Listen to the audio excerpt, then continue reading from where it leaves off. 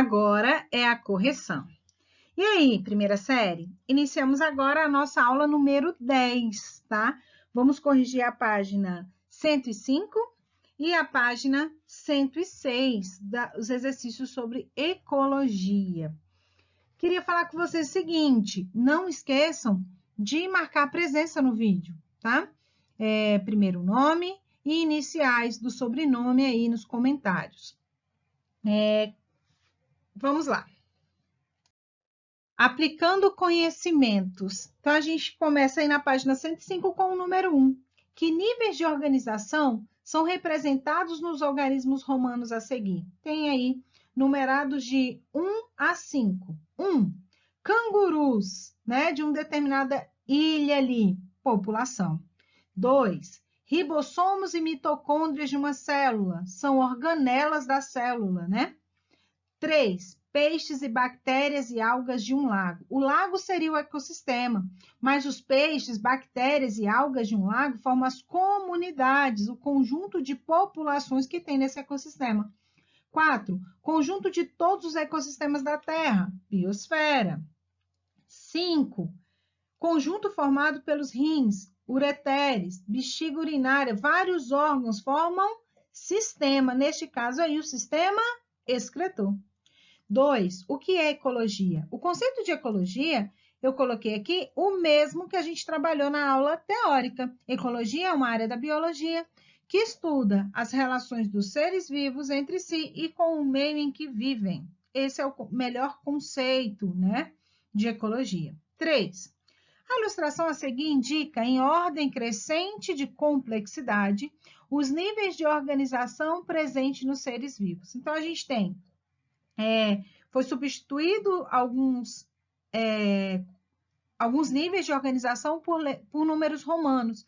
E a gente tem que identificar o que vem antes de tecido? As células. O que vem depois de tecido? O conjunto de tecido? Os órgãos. Conjunto de órgãos? Sistema. Conjunto de sistema? Um organismo ou indivíduo. Depois nós temos população. Várias populações de um mesmo ambiente formam as suas comunidades biológicas, certo? E todos os ecossistemas formam a biosfera. O conjunto de todos os ecossistemas da Terra corresponde à biosfera. Isso aqui é só questão de conceito, de aprender o conceito, muito fácil. B. O que significa população biológica? De novo, um conceito. População nada mais é do que um conjunto de organismos da mesma espécie que vivem numa mesma área geográfica ao mesmo tempo. E muito importante, eles têm que se relacionar entre si. C. Quais são os componentes fundamentais de um ecossistema? O que a gente tem que ter num ecossistema para ser considerado ecossistema? Tem que ter seres vivos, como aqui, né? Seres vivos e fatores abióticos, como o ar, a água, né? São fatores que não são seres vivos, mas que são fundamentais para a formação do ecossistema. Então, a gente tem fatores bióticos, que são seres vivos, mas os fatores abióticos formam um ecossistema. Fechou? 4. O mosquito prego, Anopheles, é encontrado no Brasil, principalmente na região amazônica. O macho alimenta-se de seiva das plantas, ou seja, se ele se alimenta de seiva, ele é herbívoro. E a fêmea busca o sangue dos mamíferos para este fim, tá? Compare o macho e fêmeas do mosquito prego com relação ao habitat e nicho ecológico. Macho e fêmea vivendo no mesmo local, a gente pode afirmar que eles têm o mesmo habitat. Mas e em relação ao nicho ecológico? Tem que lembrar aquele conceito de nicho. O conceito de nicho ecológico diz que é o papel que ele desempenha ali, a sua função. Aí tem a diferença. Machos e fêmeas compartilham o mesmo habitat, pois vivem na floresta amazônica, né? Foi falado lá, principalmente na floresta amazônica. Mas possuem diferentes nichos ecológicos, já que a fêmea alimenta de sangue e o macho de seiva. Eles não competem entre si. Então, eles não têm essa competição, eles não fazem parte do mesmo nicho, tá? só pelo fato da alimentação deles serem diferentes. Questão 5. Qual a diferença entre plâncton, nécton e bênton?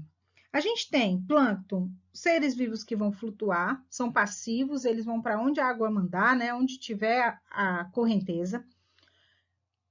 Nécton são seres com deslocamento ativo, então eles nadam ali, né? No ambiente aquático.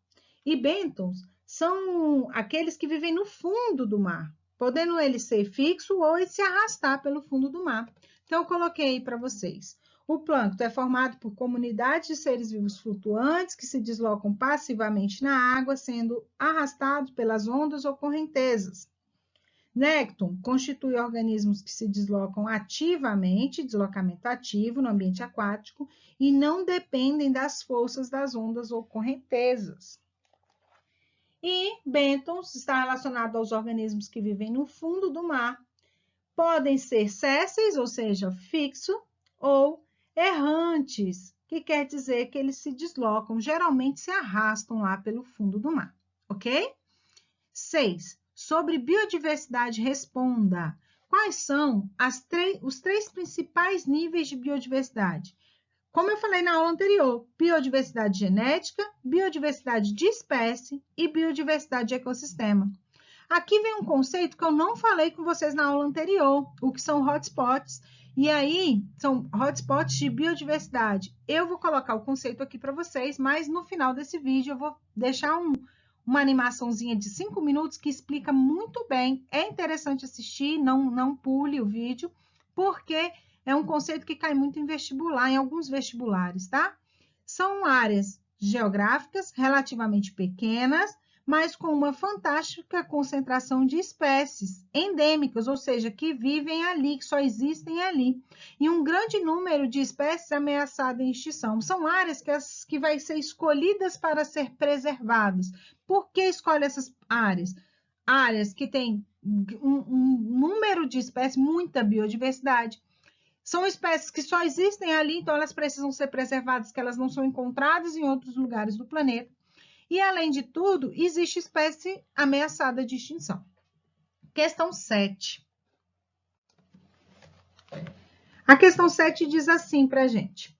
Charles Darwin, apesar de ser principalmente lembrado por suas contribuições à teoria evolutiva, foi também um ecólogo pioneiro em entender a natureza e a complexidade das relações entre as espécies que vivem em um determinado local, como se pode conferir na citação a seguir do livro A Origem das Espécies, em que ele descreve uma área próxima à sua casa. É interessante contemplar um terreno coberto com plantas de muitos tipos, com aves cantando nos arbustos, com vários insetos esvoaçando de lá para cá e com vermes rastejando pela terra úmida, e refletir como estas formas cuidadosamente construídas, tão diferentes e tão dependentes uma das outras, de maneira tão complexas, foram criadas pelas leis que agem entre nós. A afirmativa correta em relação à citação é: como resposta, a gente tem a letra C, que diz assim: o que se convenciona chamar de comunidade ecológica é o conjunto de espécies que vivem e interagem umas com as outras de uma área, no caso, o terreno vizinho da casa de Darwin. Essa é a resposta correta, tá? Ele queria saber o que ele quer dizer com a citação. Os representantes não vivos, abióticos, referidos na citação, correspondem ao ecossistema presente no terreno. Não, ele nem cita, né? B. As espécies diferentes que vivem e interagem em uma área constituem uma população ecológica? Não, espécies diferentes, comunidade, né? C, que é a certo, né? Que ele vai falar de comunidade. Ele fala que as comunidades ali são ecossistemas. Na verdade, o conceito é de comunidade. D, comunidades envolve necessariamente representantes animais e vegetais. Necessariamente? Não, a gente pode estar falando de comunidade só de vegetais ou só de animais, né? Esse necessariamente deixa o item errado. E não são mencionadas nessa citação populações ecológicas. Fala assim, né? Ele vai citando aí populações diferentes. certo? Então, a A está errada porque ele fala que ele está falando de ecossistema e ele não cita os fatores abióticos. E ele está falando são de comunidades, a letra C é a correta. Obrigada. A nossa próxima aula, conteúdo novo, continuação, né, do conteúdo. Espero que vocês estejam entendendo a matéria, porque eu não estou vendo ninguém perguntar nada aqui nos comentários. Eu quero saber como vocês estão, eu quero comentários aqui embaixo. Qualquer dúvida, estou à disposição para ajudá-los. Muito obrigada, um beijo e tchau!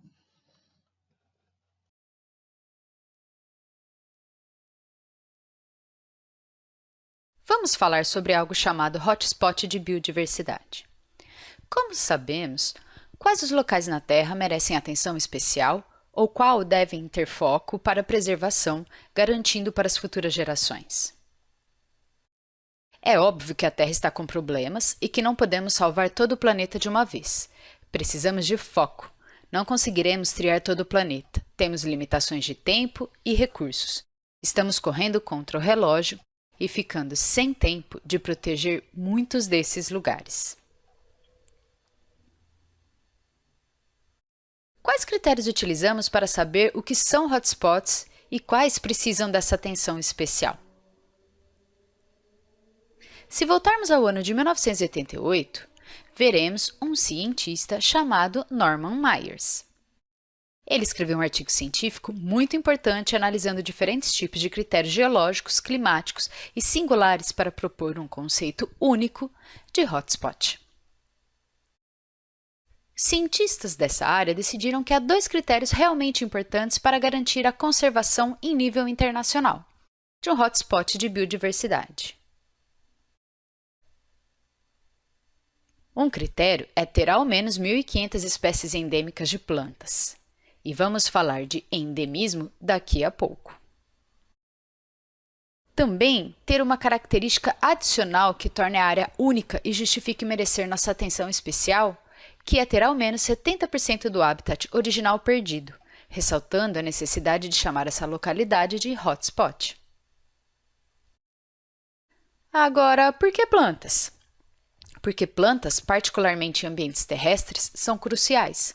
Animais vão onde as plantas estão. Plantas são produtores primários, sendo a base das redes da vida, atraindo a vida e sendo vida. Mas agora, vamos voltar à ideia de endemismo. Uma espécie endêmica pode ser encontrada em uma área e em nenhum outro lugar na Terra. Em outras palavras, endemismo é uma forma de medir o quão única e insubstituível é uma determinada coisa. Um exemplo de endemismo é a tartaruga. Pessoas adoram tartarugas. Se pensarmos nas Ilhas Galápagos, por exemplo, a maioria de suas ilhas tem espécies de tartarugas que vivem lá e em nenhum outro lugar. Então, se algo acontece com essas tartarugas e elas desaparecem, nós não vamos encontrá-las em nenhum outro lugar. Elas são insubstituíveis. Atualmente, a Conservação Internacional reconhece 34 hotspots de biodiversidade no planeta. O interessante é que menos de 3% da superfície do planeta é representada por esses hotspots. Então, estamos falando de áreas muito especiais. Há outra forma de se olhar para essas áreas sem chamá-las de hotspots. Se pensarmos em alguns conceitos que nos ajudam a pensar nas unidades geográficas, grandes proporções de terra ou de água, que possuem características próprias ou espécies únicas, ou condições ambientais que os distinguem e tornam merecedores de nossa atenção especial. É importante entender que o conceito de hotspot é muito mais do que uma ferramenta para a conservação das espécies. Ele é, na verdade, uma poderosa ferramenta científica, porque hotspots são como a medida de pressão do planeta Terra. Você pode voltar no tempo e medir as consequências das ações humanas em diferentes lugares, ou as mudanças ambientais de várias formas, e usar a ciência para medir a pressão dessas ações na biodiversidade. De certa forma, hotspots são quase como avatares, ou seja, são representativos de outras áreas do planeta, que podem não se enquadrar nesse critério de ter pelo menos 1.500 espécies endêmicas de plantas ou ter ao menos 70% de seu território original destruído. Mas são ainda, obviamente, áreas críticas e importantes para vários organismos viverem. Você precisa pensar em hotspots como áreas do planeta que conectam uma rede, não simplesmente como locais isolados que têm espécies conservadas, mas como áreas do planeta que ajudam na conservação da biodiversidade de outros hotspots e do planeta como um todo. Várias organizações de conservação, agências governamentais e pessoas preocupadas como nós podem ajudar na seleção de lugares que receberão recursos e nossa atenção especial. Acima de tudo, temos que pensar no princípio fundamental de que buscamos preservar o máximo de espécies que podemos, especialmente aquelas que estão mais ameaçadas. É isso que esse conceito de hotspot está tentando fazer. Queremos aumentar nossa habilidade de proteger a riqueza de espécies e, assim, podemos melhorar a estabilidade e capacidade de resiliência dos ecossistemas. Então, para mim, hotspots carregam aquele sinal especial e realmente merece esforços extras que vem sendo desenvolvido nas últimas décadas com bons e sólidos conhecimentos científicos, que nos ajudam a não só defini-los, mas também a monitorá-los e mantê-los saudáveis. Assim, conseguimos atrair pessoas para avançar e promover a proteção da vida na Terra.